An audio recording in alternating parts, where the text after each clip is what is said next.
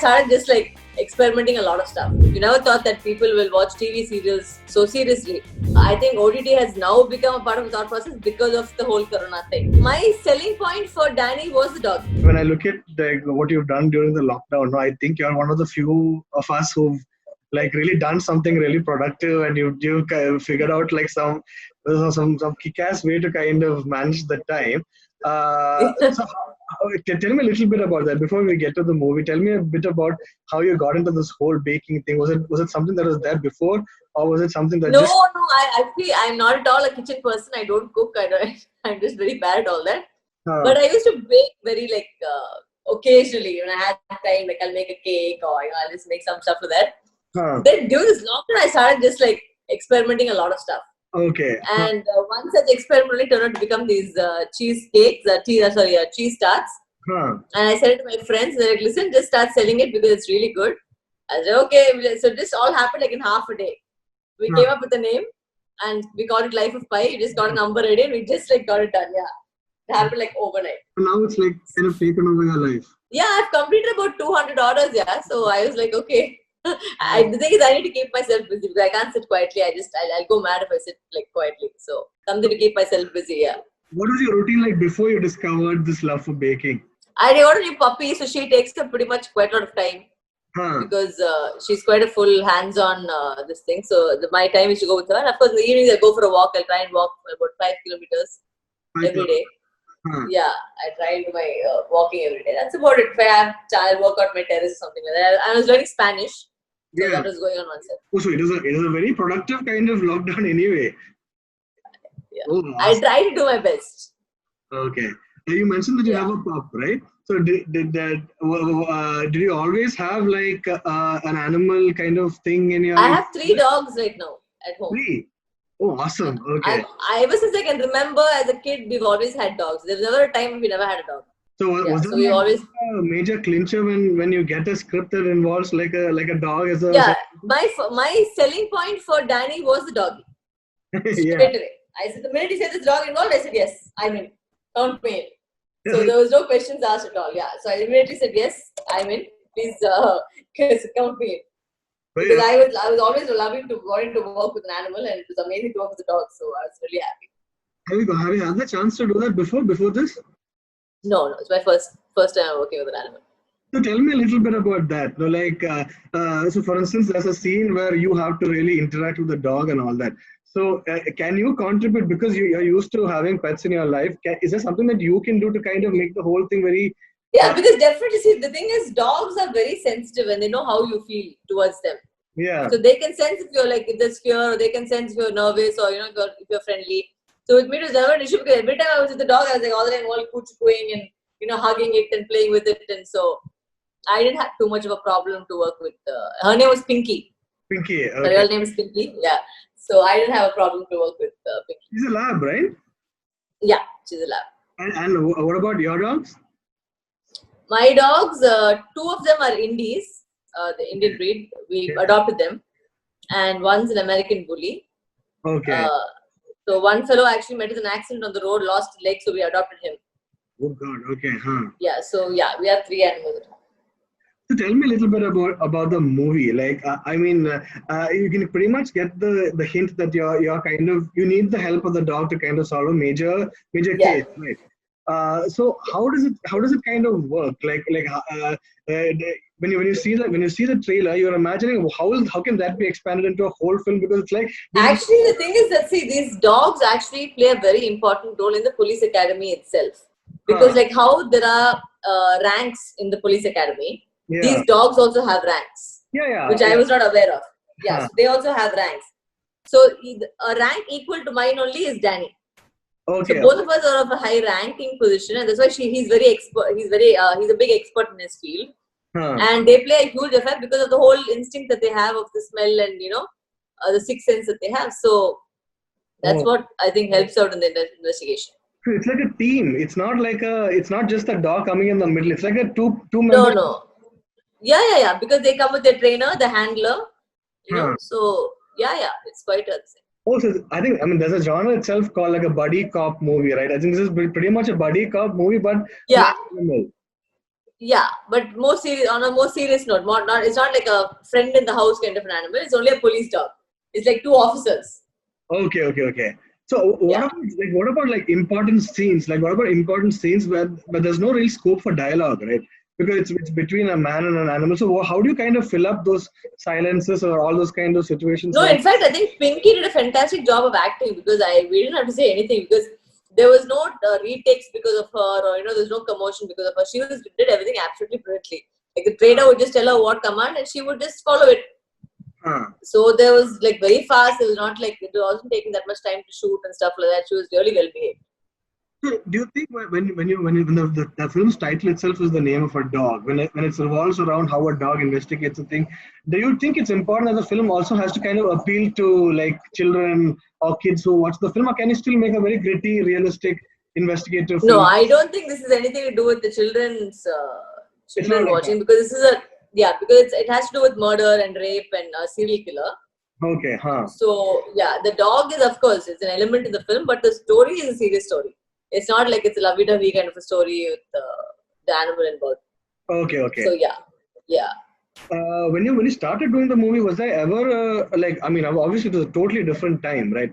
So it was made like a film that was supposed to come on theater and then the theater screen. Yeah, yeah, Is yeah, yeah. when this lockdown talk started and when there's a question of releasing films directly on OTT, do you think they had to make any kind of changes to the film or the edit to kind of make it OTT friendly or something like that? Like for instance, No, that I don't. No, that I don't. Because the thing is, the film as it was a very crisp film. It was huh? very short, very clear. It's a very clear investigative thriller. There Okay, is no scope for like dilly dally or songs or something like that. It's very very straightforward any which ways. Like okay, starting itself, the murder happens. The cop comes in, and how the story progresses with all the twists and turns of the murder. okay. So it wasn't like it's a very straightforward film. There's no compromises that is Yeah. required because it is good. It needs to be a B center. It has to appeal to a B center audience, C center audience. All those questions weren't there in the film in the first place, right? No, it's made for everybody because the thing is, see, the film is based out of Tanjavur. Like you see these thrillers happening only in Chennai Yeah, or yeah. one of the big cities. You never show it happening in a smaller city. So Yeah. in this case, the whole thing happens in Tanjavur in a smaller city.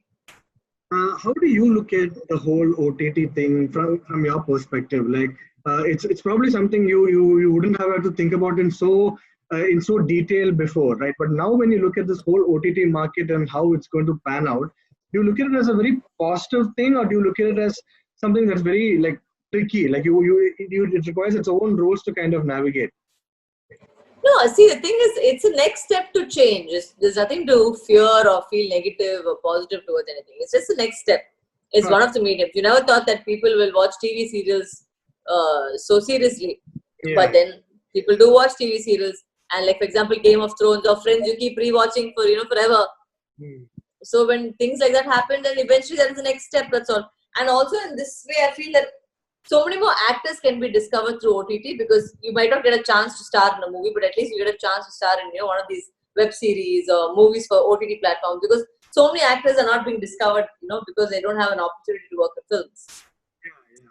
So, has there been an incident where you listened to like certain scripts and you thought, okay, you like the film, you like the script, you think it's very edgy, but a theater is not the place for this movie. So suddenly, when an option like an OTT opens up, do you think those films suddenly started to make sense? Has that happened to you? See, the thing is that all this while we've been making films only for theaters. Theater, that's what. So OTT was never a part of your thought process. I think OTT has now become a part of the thought process because of the whole Corona thing, right? Yeah, of course, Otherwise, people are. See, the thing is that whatever said and done, you will never get the experience of watching a film like in a theater. of course, yeah. That is, because even for us to see ourselves and see the live reactions of people is what we live on. When people go to theaters and watch the film and say, it was good or it was nice. When you walk out of the theater, you get that feeling that you're never going to get on an OTT platform. But having said that, you have to be adaptable to change. And I think this is just the next step in that. That's all. So tell me a little bit about what you've been watching, how the kind of series that you've been following up in this time. Honestly, I've not been watching too much of TV off late because I've been really busy. But the last one I was watching was, I watched Patalok in Amazon Prime. Okay. And then I watched Dark on Netflix. But very few, I've not been watching too much. I've just been quite busy. Do you see those kind of shows happening in for us in Tamil as well? I hope they do, because we've got some brilliant actors. Yeah. And I just hope that they start. So in terms of acting, tell me like what has happened. Like, has everything gotten stuck for you? Were you supposed to finish a movie at this time that got stuck midway? Yeah, because I have two releases in Telugu actually. I have Nandi and Crack, which have pending work which I haven't shot for. And I've got 3 films in Tamil which are all ready for release. Okay. And almost close to about 7 to 8 films which are supposed to start shooting. Yeah. But of course, like everybody else, everything has just been, stalled. So we just have to wait. So how anything else? Is there a time for you to kind of listen to scripts and sign off? Yeah, I've been hearing a lot of scripts, and I've almost okayed close to about 6-7 scripts. So maybe once this whole thing gets over, probably we can start. So everyone is hopeful. It's just everybody's just looking at it like something that will last for 3 or 4 months. After that, everything is going to go back to normal. Is that how everybody? We're hoping that's the case, because practically speaking, I don't see the cases coming down anytime soon because of the way it's spreading. Yeah. And probably this whole year is going to be a little bit, this way, that way. So I don't know, honestly. So look, last question. Looking back at the start of 2020, what kind of year did you expect this to be, and what kind of Certainly not like this. Yeah. I definitely didn't expect 2020 to be so dull, because in fact I was ready to be like I was working from January onwards. Yeah. So I was completely back-to-back shooting until the lockdown. In fact, I came back home like few days before the lockdown from Hyderabad. Okay. So I was completely back-to-back, and I had completed a lot of work. So which just suddenly just came to like a standstill, which none of us expected. But you're looking for life is very unpredictable, so you just have to go with the flow. Yeah.